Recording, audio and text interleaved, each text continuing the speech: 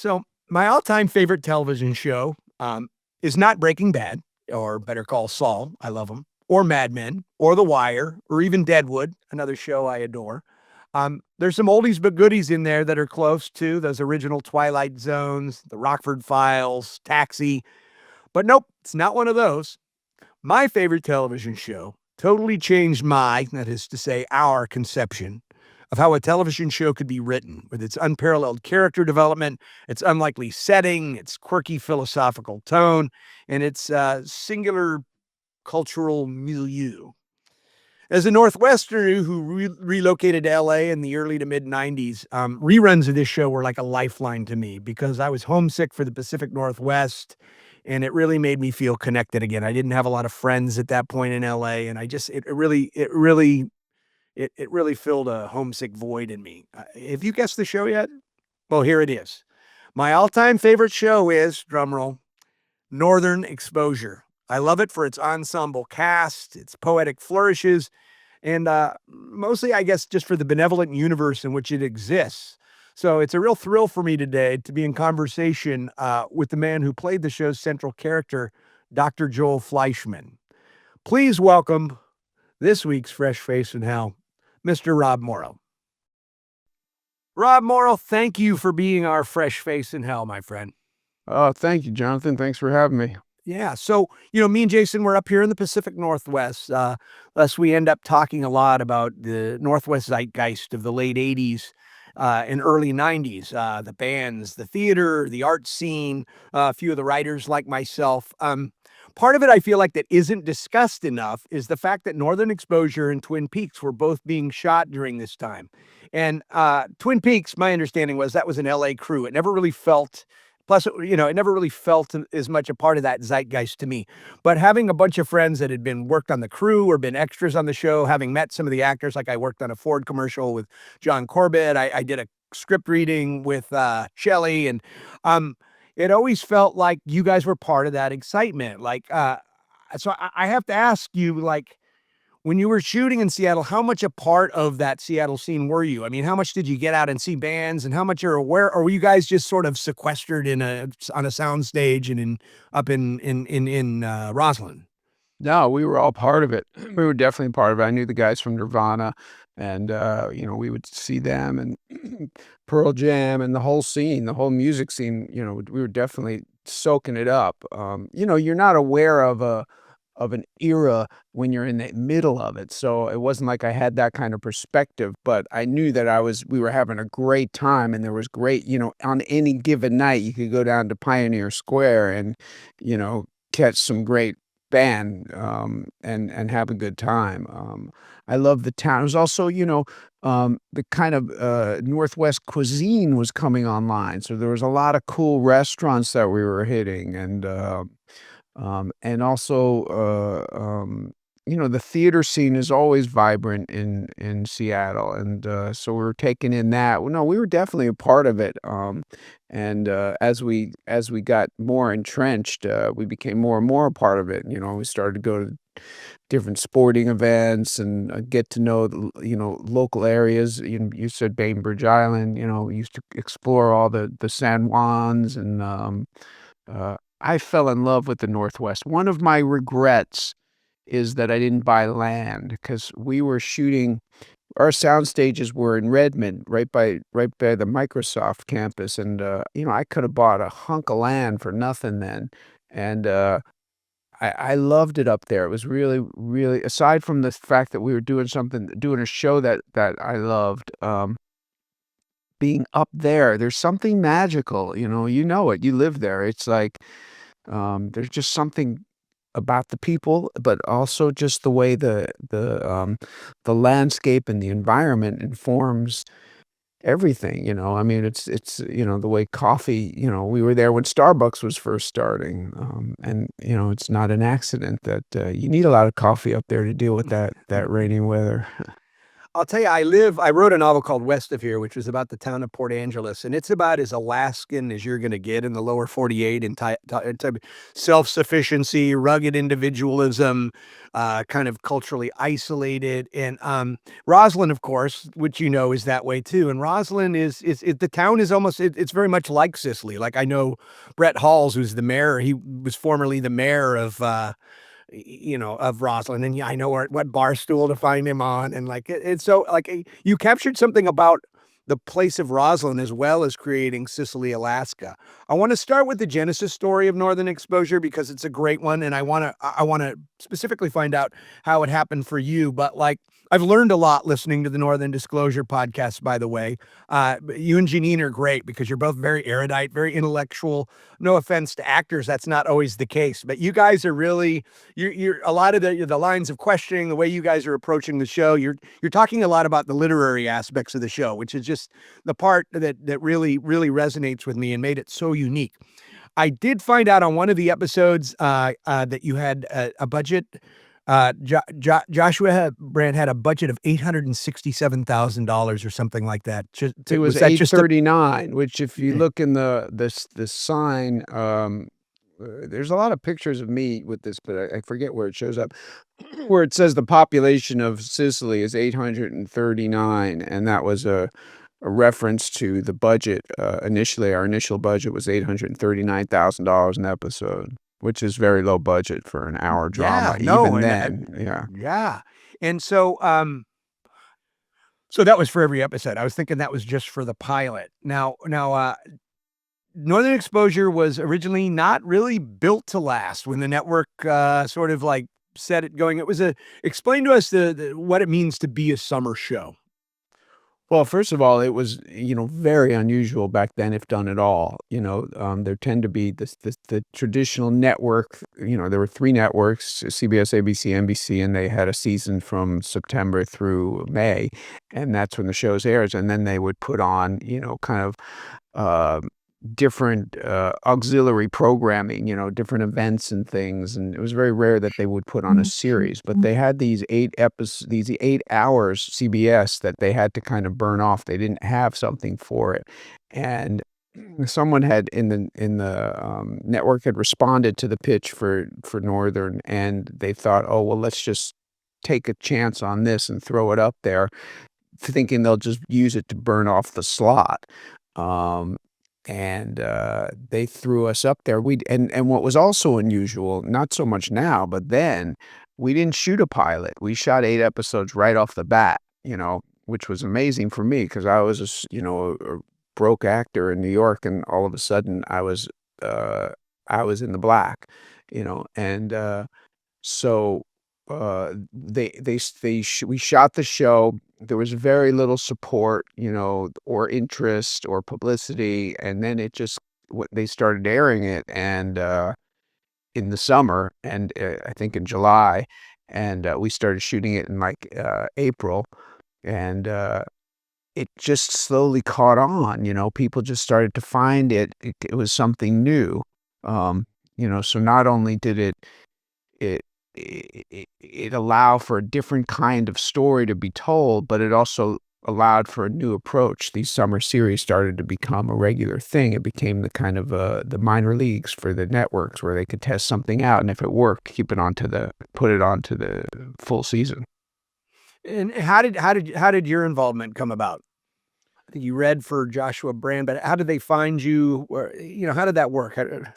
Well, I was in New York. I'd been in New York for about a decade, very much true to Malcolm Gladwell's 10,000 Hours thing, and, doing a lot of theater. I mean, a ton of theater at a theater company with a lot of now very famous actors, and we were doing all kinds of experimental stuff and learning to write and direct and, and have autonomy over kind of our creative lives. And I was doing a lot of theater, regional theater and commercial theater and Broadway, off Broadway. And, so I was getting known in New York. I had done one other series, called Tattingers, which, was created by Bruce Paltrow and Tom Fontana, who created Saint Elsewhere, where Josh Brand and John Falsey, the creators of Northern Exposure, had come out of. They were staff writers on that show. Um, and, and they might have even been creators of it, and, I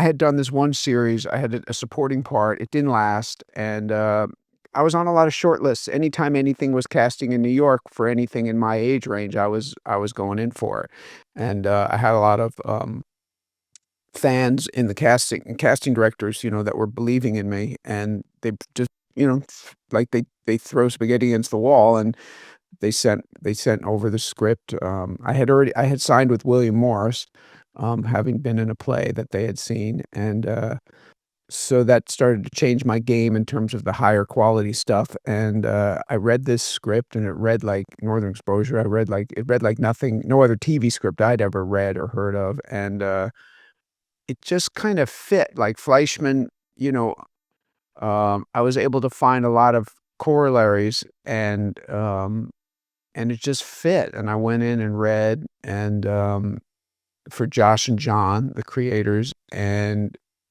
it just was, I just kinda felt good about it, and, a couple days later, they were like, "They wanna fly you out to LA for a test." I went out, I read for the studio on one day, and the next day, which was kind of perfunctory, I was already, one of their big choices, it being Josh and John, and then I went and tested at the network, and the rest is history. I gotta say, you look great, dude. It's hard to believe it's been 35 years. You really I look like I ate myself from 1990, but you look the same, dude. You look good. Well, Um, thanks. from an outsider's perspective, there just seemed to be something special on the set with this cast. It just kind of a family vibe, not unlike as I touched on the Sicily community itself, when I say Sicily, of course, I mean Roslyn. I conflate the two constantly because that's just part of the mythos. So once you guys became sort of famous and the show started to take off, did that dynamic change between you, or you guys remained close, or did that sort of forge an even deeper relationship as having sort of grown up together, or Yeah, for sure. I mean, there's no guidebook for fame and and making money in showbiz anyway. And so we had each other to kind of see what was going on, to kind of gauge how we were dealing with things, to confide about some of the new pressures and some of the great joys we all had.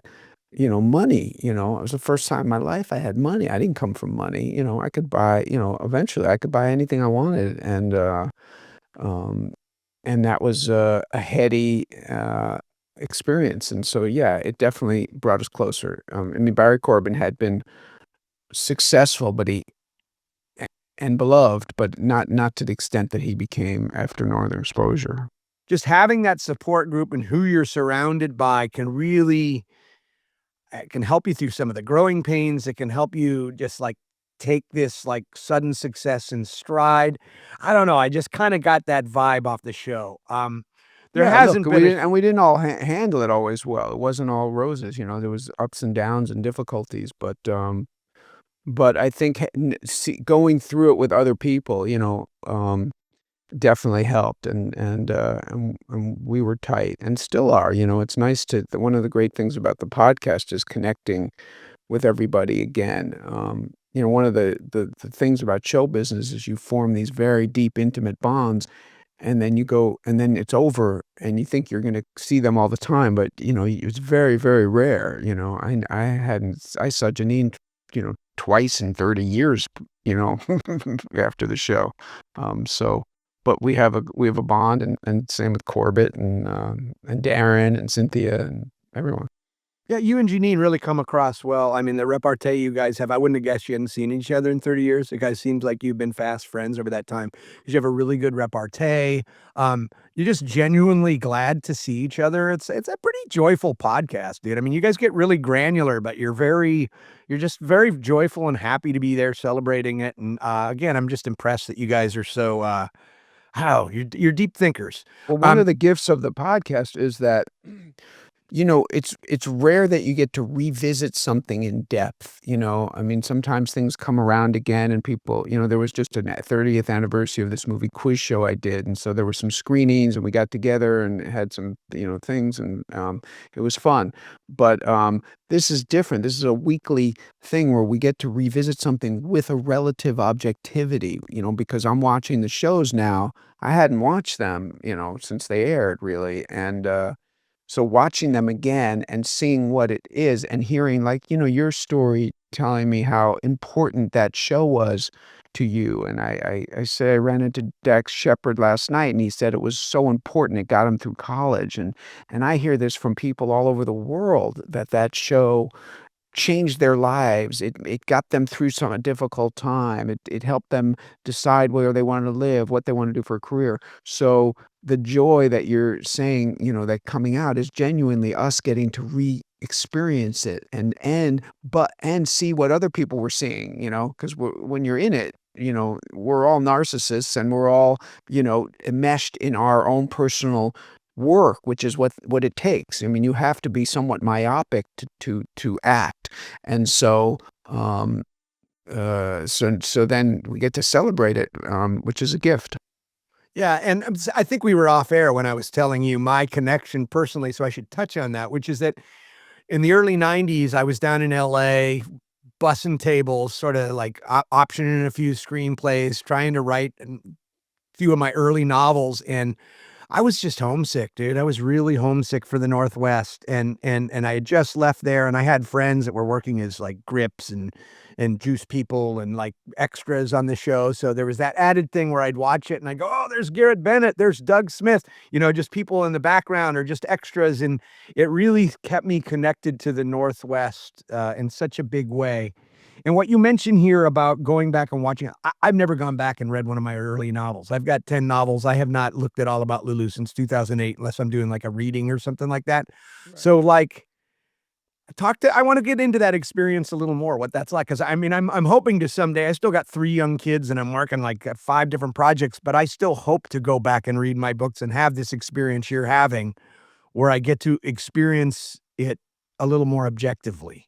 Yeah, it's really worthwhile, and, I suggest it, you should go back and read one of your books. I mean, are they all on tape yet? Yeah, they're all on audiobooks, but I'm not very good with comprehension with audio, and my mind tends to wander and stuff like that, so I kinda need to see, I never do audiobooks. Everyone's like, "It's such a time saver, you should do it," but then I always, like, I miss stuff. I'm just, like, looking at the It's my main way of consuming books now, and but I do have to go back often. Sometimes I will have to listen to the same passage 3 times because 'cause I'll be, like, checked out, and I'll be like, "Wait, what happened?" You know? Yeah, see, that's the problem I have. Now, I've heard, another thing that's sort of literary about this show, the construct itself is that a novel has to have rules. It has to adhere to its own logic, and it could be fantasy, it could be science fiction, it could be any genre. It always has to have sort of a logic, and there's always rules, and of course, we've famously heard that, it's like Seinfeld had rules, like no hugging, no learning, so, no character growth, which is a big whatever for me. Like, Seinfeld's entertaining, but it's a big nothing burger for me because I don't operate that way. It's all about character change, which is something I wanna get into with you. But Northern Exposure is like the opposite. I heard somewhere, maybe I think it was your podcast, um, that Joshua Brand had a rule, something about Northern Exposure existing in a benevolent universe. Well, it's funny, he heard us talking about that. Janine and I picked that up, and we started talking about the show as a benevolent universe. I love that concept. Josh heard, I guess, one of the podcasts and wrote me saying, "I never said that, and please don't say I said that. I don't believe in that. I don't believe it. What I said was, it's a non-judgmental universe. The universe has no skin in the game." And that's very different. Um, I'm not sure where benevolent universe came from. There's a theory that David Chase, who created Sopranos, who ran Northern Exposure for 2 years, said it in a derogatory way. That that the universe doesn't work that way, and, that he did oddly enough, David didn't love the show, even though he did a great job. It didn't get in the way of him doing a great job. But, they're two different things. Benevolent universe is a lovely concept, but non-judgmental is probably closer to what it was. And Josh also said that anyone could almost do anything in the world. You talk about rules of within the world of the show, and he said anyone you could commit manslaughter on Northern Exposure as long as there was no malice behind it. And that to me is a real guiding principle that I think stands out. People had fights, people had disagreements. There were so many, we were all over the spectrum politically. We were exploring all kinds of social, cultural issues that are oddly enough still in the zeitgeist, which tells you something. It's a whole other subject. But somehow it would be okay. We would find our way back to community, and, I think that was the beauty of it, and that's what the message is, at least what I take from the show. Yeah, I mean, something that was great about the writing and the performances as well was just its sort of unabashed and refreshing willingness to be vulnerable and flirt with even I don't wanna say sentimentality, but a certain what? A tenderness, a pathos, a humanity. Um Humanity, I think there's a lot of humanity in the show, and I think that's a good way to put it, the vulnerability. Fleischman was so, for all of his, cantankerousness and irascibility, he was vulnerable, like, to the world, and if you talk about character growth, he had a great arc over the Oh, whole yeah, yeah. series. Yeah, and you and Joshua Brandt actually had a sort of debate, an ongoing debate about that. See, when I think about the writing of the show, it's so novelistic. It's got the braided narratives, the overarching themes, the character arcs, and particularly the characters are full of not just dilemmas but contradictions. And Yeah. unlike The Simpsons, where Homer doesn't change, or Jerry Seinfeld, where nobody changes, it's against the rules of the universe as a situation comedy, Northern Exposure is largely about Joel's character arc, and that was kind of you. I mean, Joshua didn't my understanding is, and listening to your conversation with him about it, is that wasn't initially part of his conception for you, this hero's journey. I remember, like, a critical point for me in the show, I don't remember which episode, but there's one point where Joel's out, like, in front of Ruth Ann's store, and he's just, like, eating nuts and talking about the weather or, like, whatever, the salmon running or some quotidian reality of Sicily, and Joel just kinda realizes, "Oh my god, it's happening. I'm Yeah, becoming an Alaskan." a Sicilian. Yeah. Um, yeah, that was a big conflict. I think Josh was of the camp and of the time at that time, because we were around the same time as Seinfeld, that in comedy, I think you're right. I think you make a good point that in comedy, characters kind of need to stay the same. That's where the humor is. I'm thinking of Lucy and I Love Lucy, and Seinfeld, but Northern Exposure had one foot in comedy and one foot in drama. I don't know if they coined the phrase dramedy, but dramedy was what they called us, and, um, I I have I lean toward the drama side in things, meaning, I wanna see change. I wanna see I wanna see growth. I'm like you, like, I don't I wanna see I'm watching I found my morality from movies and TV, and so watching these characters come to themselves. My favorite One of my favorite movies is a movie called Shampoo that Warren Beatty Oh, did, and yeah. and It's what a I great love movie. about that movie is his character is struggling to grow up, to find to be an adult, and finally he finally gets his world falls apart, but at the end, he's standing on this hill up in the hills up here near not far from here, looking out over the city, and he's come to a point of change. Whatever happens after the blackout is his life is gonna be different, and I think for the positive. And so I argued with Josh. Josh said literally to me, "If we make 100 shows, Joel will be exactly the same on 100 as he was in 1." And I was Wow. like, then what's the point? And to the gift of it was that Josh and John left the show after 66 episodes, and, that made me have more influence on the writing because I was a constant, and so, I was able to not it wasn't like I dictated where he went, but I was able to, um, share with the writing with the writers, that I thought Joel needs to change, and they listened and they wanted him to change too, and I think that's for me, that's what makes it very special.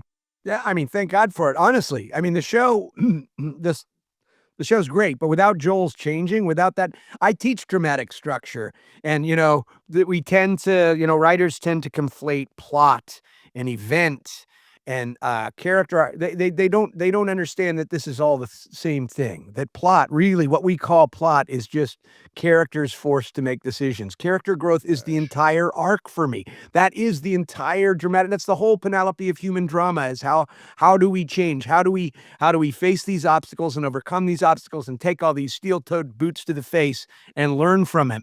And we don't have to have a Hollywood ending. Sometimes that's not what change looks like. Like at the end of West of Here, it's got 75 characters. Basically, Krieg's probably the closest thing to the hero at the end. He quits smoking pot and moves to Aberdeen. It's Right. not earth-shattering, but that's what hope looks like. That's what change looks like. And that Or growth. Shampoo with Warren Beatty. Yeah. He's not going off into the sunset, but he's conscious that he's gotta do something, I mean, Yeah, that's it's what I think it was Robert McKee who said, "Stories are equipment for living." Yeah, McKee's a genius. Like, Yeah. yeah, he's one of the few people I will listen to talk about writing, where I'm like, I think I know everything, and then I listen to Robert McKee, and I'm like, you got my attention. Yeah. Um, well, this brings up a question about, we just answered part of it, but it was just how close you work with the writers. I mean, clearly after episode 66, we can see that you, as an actor, as a character, as somebody with a vested interest in the overall arc of this show, is making a difference. But like from the beginning, was there always sort of an openness with the actors and the writers? Was it kind of collaborative in that way?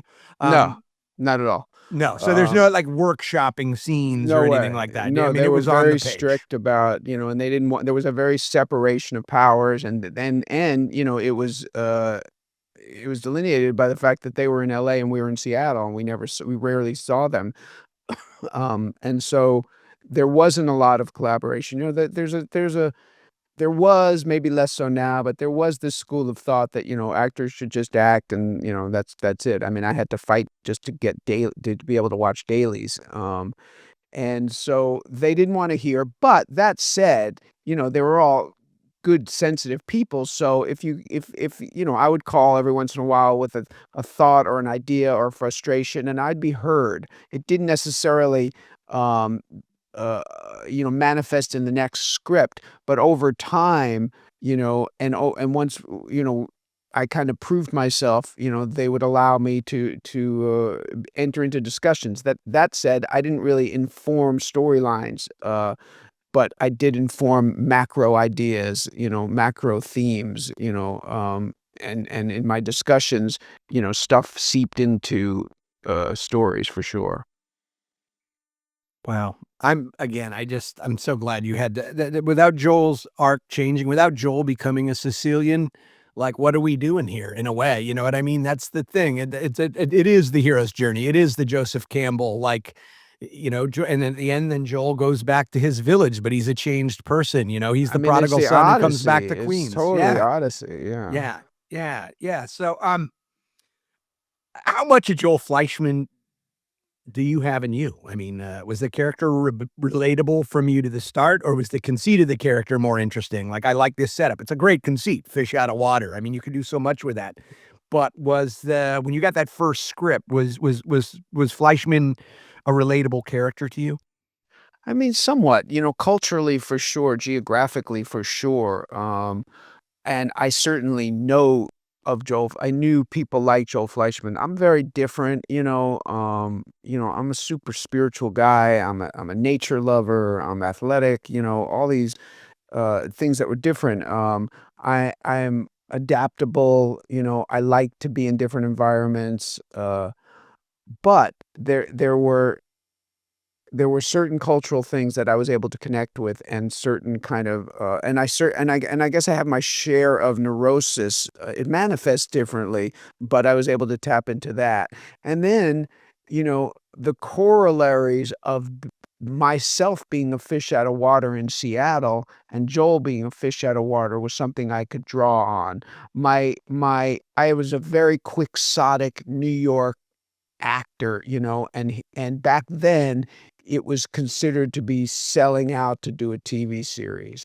And so when I went out to do the show, there was a part of me that felt like I was indentured. I made this long-term they signed you to these ridiculous contracts, and you're starving. So you have no choice, because all of a sudden you're going to be making this money. So you sign this contract and, there I was stuck on this show, which I fell in love with. But so I was able to find a lot of corollaries that I could connect to, and certainly, the lineage, the Jewish Eastern European aspects are we share. So that was easy for me. Yeah, and you brought up something that is a corollary with Seattle in general, which was this feeling. Okay, so everything you're describing about feeling like you were selling out by being part of a TV show, all my friends were going through when their bands started to break, when the NAR guy, because Seattle was born 10 years earlier. That music scene came out of punk clubs, like all ages clubs, where the ethos was all about punk rock. We're just having fun here. This isn't about commercialization at all. And this created rifts in certain parts of this, Seattle music family tree. But like what you're talking about, that struggle between, I feel like I'm selling out, but then something beautiful happens when you get over that conception, when you take that chip off your shoulder, and then this thing ends up being like the greatest vehicle you've ever had. Can you unpack that a little? Does that even make Yeah. sense? What I learned was I fell in love with the craft, in a new way. I became a film actor. Um, It's very clear if you watch episode 1 and then you watch episode 100 that I'm a different actor. I was much I ki in the theater, you have to be demonstrative. You have to make sure that you're being heard in the last row, that you're being seen in the last row. In the movies and TV, you can be very internal. David Lean, the great filmmaker, described movie acting as thinking. That he said, "All you have to do is think, and the camera, if you happen to Yes, the have camera will a read it. face that will read it," and mine does, and so I fell in love, and as I said, I got a copy of the dailies, and I watched them every day for 5 years, and I learned about film grammar. I became a director watching those dailies. I fell in love with the, calibration of the ability to calibrate my performance and, the nuances of how the camera picked up on things and using my body in different ways. So it forged the artist that I am, to another degree, and that's who I am now, and I also, you know, uh talk materialistically, I was living a great life. I was doing so many cool things. I was on private jets and I had this beautiful place in Kirkland overlooking the water and I had a car and I was going on ski trips, and so everything, just opened up, and so I was in love with it for sure. Yeah, this is right in my wheelhouse, these nuances of the difference between the stage and one thing I've seen, or heard, actors that come to the theater initially struggling with. And I think it has so much to do with how maybe you modulate performance or think about it. You just talked about the face and the camera reading the face and the expressions. O.J. Simpson doesn't have that gift, by the way. I watched Capricorn 1 with my son the other day.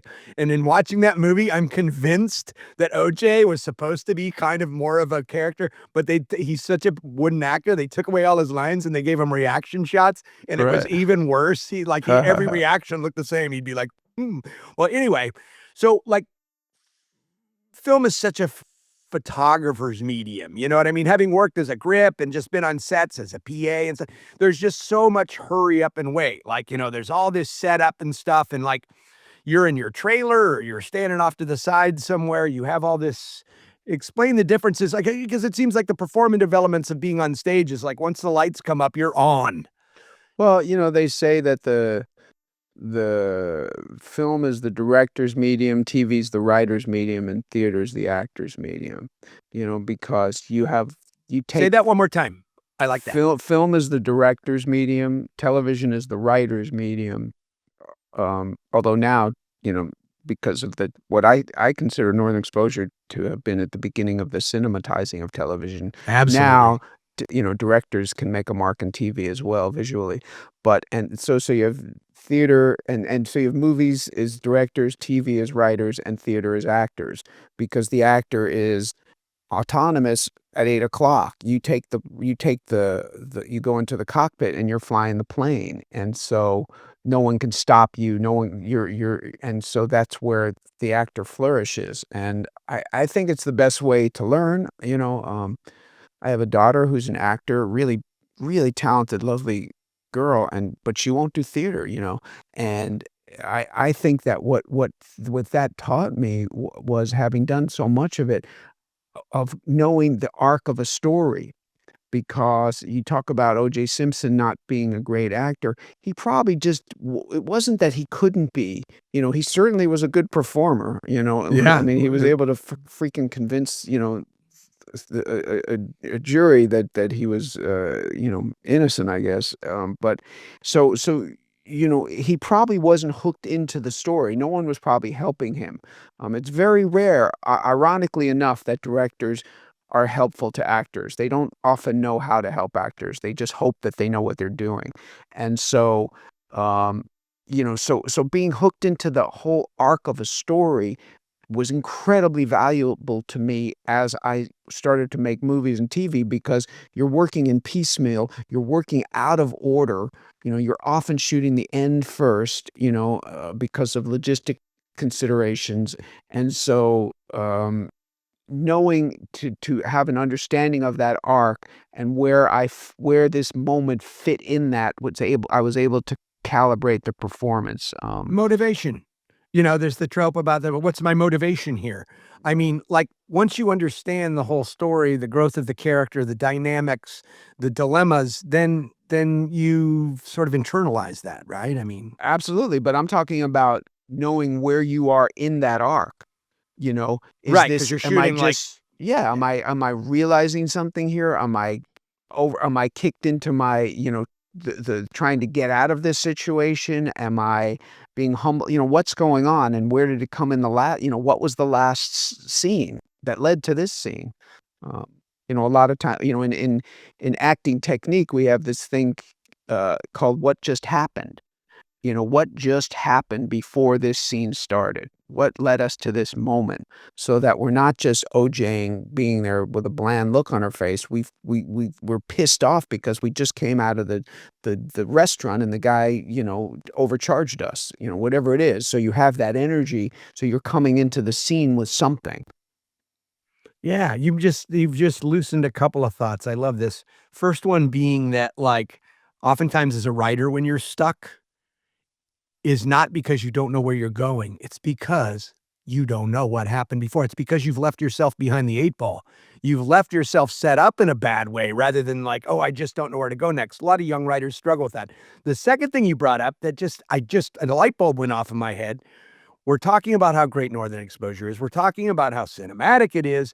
We're talking about how it changed the game for TV writing completely, and I would agree. I mean, something like The Wire, of course, has this big novelistic arc, but Northern Exposure almost did that on a weekly basis with braided narratives and one overriding theme, whether it's vanity or, each one had a theme. So each episode was sort of like a little microcosm of a novelistic arc, but then there was this larger overarching novelist arc. But we haven't talked anything about actual directors. Everything we're talking about is the writers and the actors. It hasn't even occurred to me I know the writers, their names, Snyder and Frolov, and like I know the names of these are great writers to me because I'm a writer. That's part of it. I know the actors because of performances. I've seen you in other things, but I don't know anything about the directors. But it occurs to me that through 5 seasons anyway, and we'll get to that, there was definitely seemed to be a pretty consistent vision directorially. I mean, how many different directors did you work with over those, let's say, the first 75, 80 episodes? There was a lot of directors, there was a lot of, one-offs that would come and go, I think, the most anyone directed was 9, a guy named Nick Mark. Uh, it's a tricky thing back then anyway. Now you find a director will direct all the episodes because you're doing a short order, so you get them for 6 episodes. But then these directors would book their season, and so sometimes we'd want them to come back, but because they wouldn't commit initially, first of all, every season until, well, I guess every season we got after 2 seasons of 8 episodes, we got an order for 50 episodes, which was unprecedented. Nobody ordered 50 episodes. But within that 50, I believe there was an option halfway through each season. So at 25, so a 25 episode order, halfway through, they could have pulled the plug. Let's just say the audience stopped watching, they could have pulled the plug. So they won't commit to a director because they'd have to pay or play him. So a lot of times directors weren't available. If we wanted, they would come in on the first half of the season, do something great, but they'd already booked out their second half of the year because they didn't want to be left with nothing. So it was hard to get the same directors to come back. But we had a lot of great ones. Bill D'Elia comes to mind. He did a bunch. Uh, um, uh, uh, they're just there's so many that I adored, and it's very rare that anyone came on that wasn't great. But TV is a tricky thing in that way. It becomes the sum of its parts make up the whole. Because we are the constant. So a director will come on, they rarely are going to turn the ship in a different direction. And if there was someone that couldn't really hold their own, we would all come together and make the show what it was. And sometimes those were the best episodes. But but we had the best, we had the cream of the crop of people that were directing in TV back then for sure. I'm just amazed at the continuity because, and I guess it's kind of a testament to the question, harkening back to the question I asked you earlier about how much conversation was there between the writers and you said, no, it was on the page basically. So that must have translated for directors too. Like, we're not asking you to come in here and be an auteur only to within certain parameters. We're not asking you to give the show a new voice, and No, and we're there not were definitely in camera. rules. Yeah. There were certainly like, there were aesthetic rules. They wouldn't allow you to rack focus, which is, for Interesting. people that don't understand, it's like when the camera's focused on someone in the foreground, and then there's someone 10 feet away, and it racks to their, the focus racks to them, and they become in focus. That was a device used a lot in television at the time, in movies for sure, and so that they wouldn't allow that. There was no handheld cameras. There was a lot of movement. There were certain things that were just kind of the aesthetic requirements that if the director wasn't aware, they usually were made aware, and that they have a tone meeting with the director, the writers, and they tell them what they're thinking. But the DP becomes the constant. So the director of photography is not going to let it deviate too much, except in a positive. The cool thing about Northern Exposure was, especially in the first half of the 110 episodes, there were so many fantasy dream sequences. Yeah. And that allowed, and I think that's what directors loved, because they could really stretch their wings, because it was, the imagination was really the guiding principle there. It wasn't just, a dolly track down the middle of the town of Roslyn. It was like, how do you create, Russia in 1850 or whatever? So were those in those areas, maybe they could rack focus, or those were their opportunities to do something different because, hey, the rules have changed now because this is I think the rack fantasy? focus thing for some reason was they weren't allowed to do, but, I'm sure it popped up here and there, but, they could, they could change the palette, use different tones, different colors, different music, the characters, the actors, we were playing different characters often, or different versions of ourselves. They think of the one where I played my twin brother, who's this kind of, smooth talking, smoking, womanizing, New Yorker, and, everyone got excited by that. And in that episode, they had to recreate a scene from Midnight Cowboy, and on the streets of Roslyn, it's Locking just, hair, yeah. yeah, yeah. So that how but again, the fantasies were written. They were on the page. It's only just like, how can I try to tell this story with the camera? But the fantasies were designed to sort of fit the character. That's something that, like, you can tell the difference between, and I guess I can go ahead and jump to this now. Between the first 5 seasons and the 6th season. I go back and watch the first 5 seasons almost every year. My kids, my family, it's part of our family. We used to go stay at the Huckleberry House in Roslyn, and, they had them all on VHS. So, like, we'd spend Yeah, I the love night that. watching them on VHS, and then they had a little hot tub out back with beer taps. Oh god, I was in heaven. I never wanted to leave. Like, I had everything I wanted. I had northern exposure, my wife. Um, Thicker walls might have been better. But, there was really a drop off there after, Brandt left the show, and David Chase, my understanding was that David Chase really never bought the conceit. He never really liked the show very much. He wasn't He really into didn't, it. He but just it kinda didn't he needed a paycheck, but um, it didn't affect his commitment to making the show the best he could. That, he was that talented that he could have 2 mindsets, and it didn't interfere. You never felt that he hated the show when he was working on it. I don't even know if I knew that until after the fact. He was a great collaborator. He was more collaborative than the previous administration. He I could go into and say, "Man, I don't wanna do this. I've done this so many times," and he was open to it. He, and I think, I thought he brought a lot to the show. During his reign, there was a lot of great, storylines. well, for me, what happened, and God, I don't wanna insult you here, but for season 6, it suddenly felt like the show is making a concerted effort to reinvent itself in ways that I didn't feel as a viewer, as somebody who is so highly invested in the characters in the previous, Like what? arcs.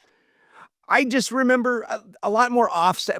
Again, I'm not as familiar with the 6th season because I don't go back and watch it, but I just remember them doing more outside of Sicily stuff. I remember like a Manhattan episode, or I just remember I just remember feeling. I mean, as a writer myself, and even more particularly as just somebody who loved the show, like, characters were starting to say stuff that they wouldn't say. I would go, that just doesn't sound like Maurice to me," or "That doesn't Yeah. sound like." Can I do I really mean, quick, can I do my Ruth Ann impression? "Oh, go for it. Ed. Oh, Ed. Just because me and Walt shared some buttered brickle doesn't mean you." We Just could almost have sorry. you ADR her. That's funny. Yeah. "Oh, Ed." I loved her. And, well, "Oh, geez, Ruth Ann." I just love the show. She But was local. She was a Seattle girl. yeah, that was Peg, Peg Phillips. Pigs Phillips. So then, you didn't have that experience. Well, you were gone partway through the 6th season, right? You didn't make it into the season. You came back I briefly. I left about 8 or 10 episodes before they finished, so there was about 8 or 10 without me.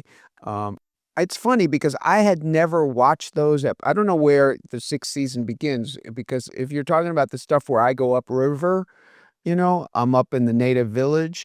To me, that's the culmination of Joel, and I love those episodes. All the way through to my last scenes, I thought that I was so proud to be a part of that journey. Um, where Maybe the it's just sh the shows you weren't in that I have an issue with, you know? well, look, the reason that I wanted to leave the show, contrary to what a lot of people think, for some reason, I had a publicized renegotiation in the 3rd season, and, people think that I left the show because I wasn't getting paid enough, but that had been worked out and it wasn't the issue. I had done 102 episodes. I would have done 102 episodes when I finished, and it was like, "What more can I do here?" I didn't think, so what you're talking about may have been, there's this phrase "jumping the shark" in television when a From the character. actual Fonzie jumping the shark and happenings. Exactly, which is when the writers kinda run out of ideas and they just start spitballing stuff, and I think that may have been happening, but I just wanna say I finally watched those last shows that I wasn't in, and I love them, to me, yeah, they may have been a little different, but I thought the characters were interesting, and I thought those stories were interesting, and, my feeling is the mistake that was made, you could have kept that show going if they brought in a doctor and uh, what's his name, who played, Phil, oh, shit. Oh, so We're sad. not talking about Anthony Edwards' character, no. No, Anthony Edwards I love too, that was a whole other Yeah, great story. right. He was He early was on. kinda brought in when you were on a little bit of a hiatus during negotiations or something, right? They needed. No, no, no, no, no, I was Oh, there all oh, the time when he was there. oh, okay, okay. Um, but the actor they brought on, the new doctor in the town, and they did that thing which they did on Bewitched when I don't know, it was Dick There Sargent died and left the Yes. show. They cast someone who they thought people might, you know, think was Joel. They cast a kind of, dark-haired, I feel like they should have gone with a waspy kind of Robert Redford-like character, and that would have opened up all these potential storylines, something different. And that's the only mistake that I think was made. Other than that, I didn't, maybe the last episode was a little kind of they didn't know where they were going, but, I like those shows. I love the characters, and I liked where they were. I liked watching, Chris Stevens kind of, try to see where it was gonna go with Maggie. Um, and, I don't know, I didn't, You've convinced me to go back and take disc number 6. Yes, I'm still a DVD man. That's how I know where the seasons end. The disc tells me it's disc 5, disc 6. I mean, So, a lot you've of people convinced have me a to go hard back and time. watch 6. Good. I mean, you let me know what you think, because a lot of people have a hard time with that season, but I don't know if it was just, their own personal, uh when something change people don't like change, and so, Ah, that's probably me. Yeah, I'm probably yeah. bringing that to the table. I have 2 questions also related to the show. I don't know which one I wanna go to. First, let's go to, you've got like a dozen directorial credits too, and I think you've alluded to the fact that, watching those dailies, Northern Exposure is really what helped sort of train you to be a director. Like, unpack that, like, the differences between those 2 crafts, how you learned, how you have to view story and all these elements differently as a director and an actor. We love to talk about craft, Rob. Yeah, well, they're antithetical, disciplines. The actor is a childlike existence, you need to suspend your disbelief, and you need to, be in this state of play, um, and the director is the opposite. You need to be the adult, you need to have an overview, you need to be responsible for everyone there, you need to be able to make a decision, 1,000 decisions a day. You need to be in charge of something that seems impossible. It's an impossible task to make a TV show, on the schedules that you have to make them on.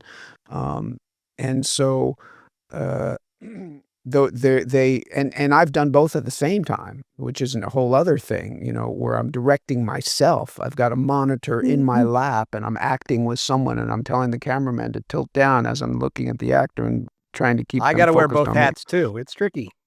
Yeah, there's benefits, and, there's negatives and positives, but, uh I love doing both. When you go to work as an actor, everyone takes care of you. You need anything, you want anything. "Can we get you anything? Do you need a nap?" But as a director, they're just like, breathing down your neck about, the clock is ticking. Um, and, I like, as I got older, the mature aspects of being the director. I appreciate the adult aspects. I appreciate it. Yeah, that's I could talk about craft all day long. I'm about to launch into a directorial thing for a documentary, and I'm like, "Oh, I'm scared shitless." I know how to tell a story. I know the arc. I know what I have to tell, but like it's just a different way of Wait, thinking so and you're framing. doing what are you doing? You're It's a documentary about Seattle music, but, it presents different challenges, I would say, than, directing a drama or something like that where you're working with actors. It's mostly dealing with collateral, and photo collateral and video footage and archival footage and trying to Right. piecemeal a story together where you're really sort of so that you're not presenting, 110 minutes of talking heads, basically. Like the creativity part of it, I'm excited about it, but I'm a little nervous. Not as nervous as if I had to actually. I mean, there would be some directing in terms of like interviewing. Like I want to structure my interviews a certain way with an arc and things like that. But it's not like, can you give me another take more like this or like I don't know. I'm nervous about Right. it, so like I might hit you up for some advice. I'm happy to lend it. The thing to do is m create an environment where your subject is comfortable and, they don't even a lot of times, a great director I worked with Tony Scott, Ridley and Tony Scott, and Tony wouldn't slate. He never slated, which is where they have the clapper guy come down with the number of Right, the right. scene and stuff, and, um he did it post. He did it after the scene because he didn't like the artificial thing that would happen to an actor when they knew the scene was starting. So he would just kinda nod to his AD, and the AD would nod to the operators, and they would start rolling the cameras, and all of a s people are kinda talking. Everyone knows they're getting ready, so they're kind of in character a little bit, but things start to happen, maybe improvisational moments that end up being in the movie, but then eventually, Tony might say, "Okay, let's see one. Let's let one go," and, everyone's so present. There's not, so you don't feel and he also did another great thing, which is here's a good tip for you. These are both good tips. Don't let the subject know they're being filmed, or just sit them down and start talking. Like you and I before, um when we had the technical difficulties, we came back and we started talking, and then your producer came in and said, "Oh, no, we gotta start again." But that kind of casualness we had was interesting, we were just being normal, so there's that, and the other thing that Tony Scott did, which was really smart, was he shot everything on long lenses, so the cameras were far away, so you never knew when you were on camera or if it was your close-up, so, a lot of actors tense up when they get their close-up, but if you don't know it's your close-up, you're just present in the room. Yeah, that's really interesting.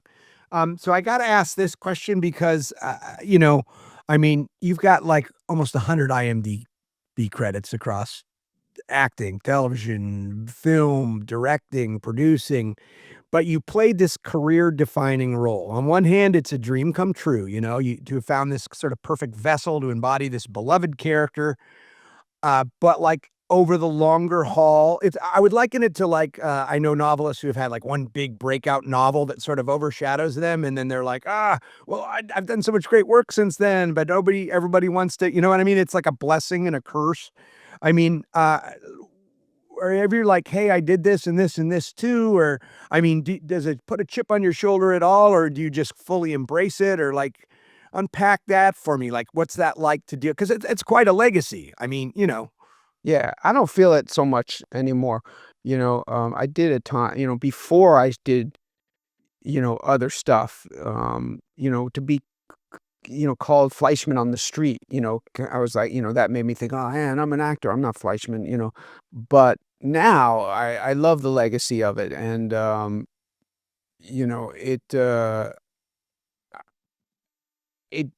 I've done so much that people come up to me, I never know what thing they're gonna reference, because of all the stuff I've done at this point, so, um, but I think one of the things that's interesting is that I consciously made career choices that were to go the opposite always of what I had done. Whatever I had done, I wanted to do something different, and I think that hurt me. I think that hurt my career because I think the industry wants to categorize you. If I I've had had that problem as a novelist, yeah. I mean, I Right, agree. I wanna reinvent the wheel each time. I wanna swing for the fences, and I know that they'd like me to write these first person, talk to you like a friend, Bildungsromans over and over, but I'm stubborn to do it, and at the end of the day, I don't care if it hurts my career, you know what I mean? Like, we right. can't forget why we're really doing this. Yeah, and I guess I'm of the same mind too, I'm happy with where I am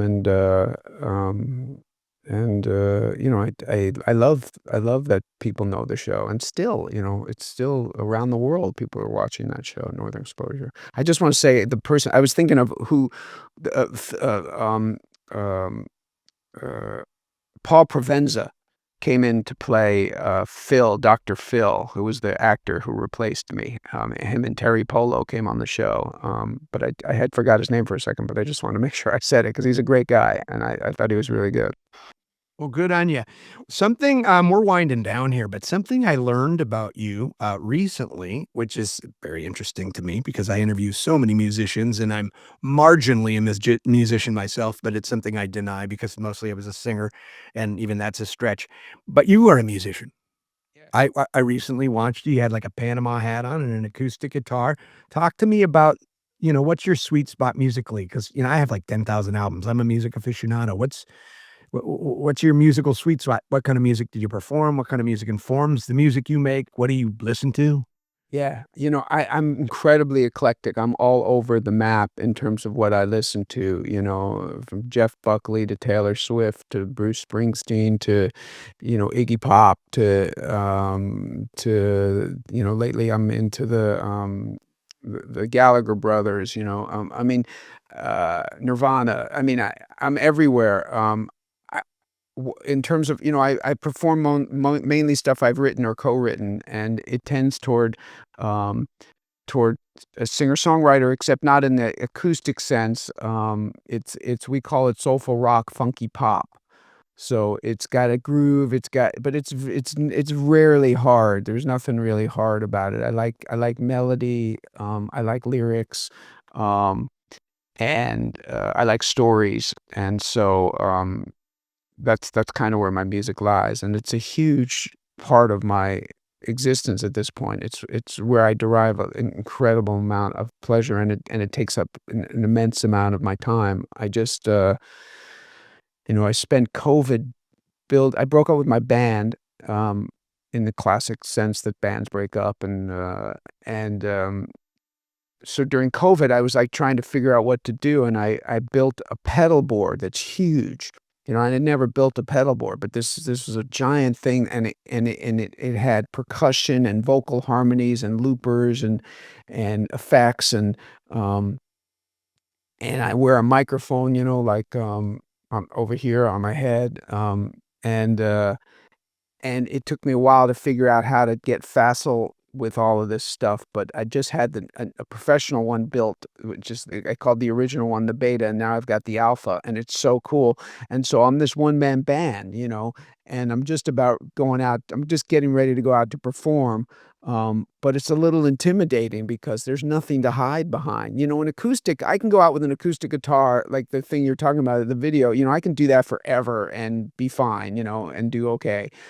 But, here, I'm there's nothing to hide behind, if I'm playing a lead over a loop or something, and I hit a wrong note, it's like it's glaring. Um, and, I'm a good guitar player, but I'm not a great guitar player, and so, I have to keep reminding myself, um, that I don't have to be a great guitar player, I just have to make good music, and good music doesn't you don't have to be you can be as long as your heart's in it and you have basic, abilities, um, you can you can make music from the heart, and that's all I wanna do. I the just to finish up, music is the most direct medium out of all the things we've talked Yes. about today, Yeah, absolutely. novel writing, directing, acting, screenwriting, theater acting.